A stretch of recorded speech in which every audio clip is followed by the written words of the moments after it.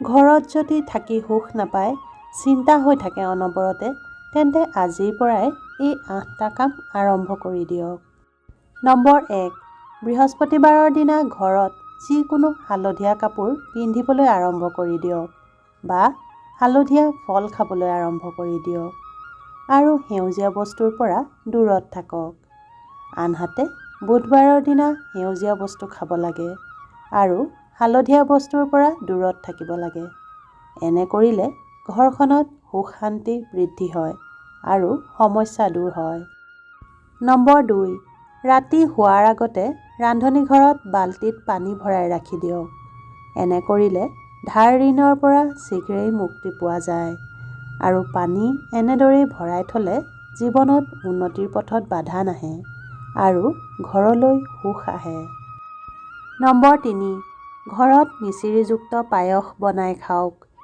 মাহটোত কোনো এটা দিনত মিচিৰিযুক্ত পায়স নিশ্চয় বনাই খাব লাগে আৰু সেইখিনি পৰিয়ালৰ সকলোৱে একেলগে খাব লাগে। সকলোতকৈ প্ৰথমে পায়স ঘৰৰ বয়োজ্যেষ্ঠ মহিলাক দিয়ক। এনে কৰিলে মা লক্ষ্মীৰ কৃপা সোনকালেই পোৱা যায়। নম্বৰ 4, সূৰ্যাস্তৰ সময়ত কাকো গাখীৰ, দৈ আৰু পিঁয়াজ খুজিলেও নিদিব। ইয়াৰ দ্বাৰা ঘৰৰ শ্ৰীবৃদ্ধি শেষ হৈ যায় আৰু সুখ কমি আহে। লগতে ঘৰৰ ছাদত কেতিয়াও অন্ন আৰু বিচনা আদি নুধুব, কিন্তু ৰ'দত শুকুৱাব পাৰে। নম্বৰ 5, ৰাতি ভুলতো জোঠা বাচন থৈ নিদিব। এনে কৰিলে ঘৰখনত অশান্তি হয়। লগতে এইটো ধ্যান ৰাখিব, যেতিয়া ঘৰৰ আটাইখিনি একেলগে বাহিৰলৈ যায়, তেতিয়া একেলগে গেটৰ বাহিৰ নহ'ব, অলপ আগ-পিছকৈ যাব।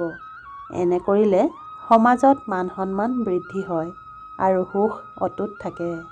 নম্বৰ 6, ৰান্ধনীঘৰৰ নিৰ্মাণ দক্ষিণ-পূব দিশত হ'ব লাগিব, কাৰণ ইয়াৰ দ্বাৰা পৰিয়ালৰ স্বাস্থ্য আৰু সুখ বৃদ্ধি হয়।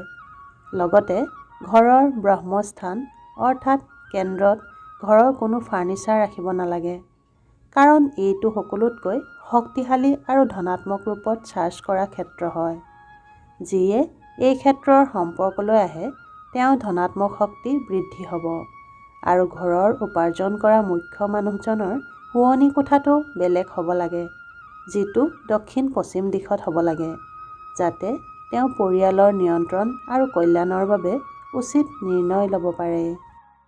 নম্বৰ 7, ঘৰৰ মুখ্য দুৱাৰ পূব বা উত্তৰ দিশত হ'ব লাগে, কাৰণ এই দুটা দিশত ঘৰলৈ সুখ অহা ধনাত্মক শক্তি আকৰ্ষিত হয়। ঘৰৰ এই দুটা দিশ বহুত শুভ মনা হয়। সেয়েহে ঘৰখন সদায়ে চাফ-চিকুণকৈ ৰাখিব লাগে।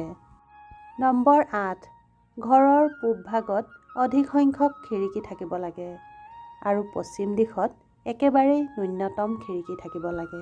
যদি আজিৰ ভিডিঅ'টো ভাল পালে তেন্তে লাইক আৰু কমেণ্ট কৰিব আৰু যিসকলে আমাৰ চেনেললৈ নতুনকৈ আহিছে তেওঁলোকে চেনেলটো ছাবস্ক্ৰাইব কৰি দিব। ধন্যবাদ। সুখেৰে থাকক, হাঁহি থাকক।